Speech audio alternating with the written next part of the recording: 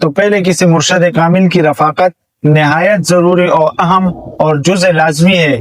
اس کے بعد مرشد کامل اس بات کو یقینی بناتا ہے کہ سالک شریعت کی پابندی کا اہتمام کرے۔ طریقت میں شریعت کی اتباع کے بغیر کوئی مقام حاصل نہیں ہو سکتا، کیونکہ شریعت سے دور ہٹنے والے رستوں پر چلنے سے گمراہی کے اور کچھ حاصل نہیں ہوتا۔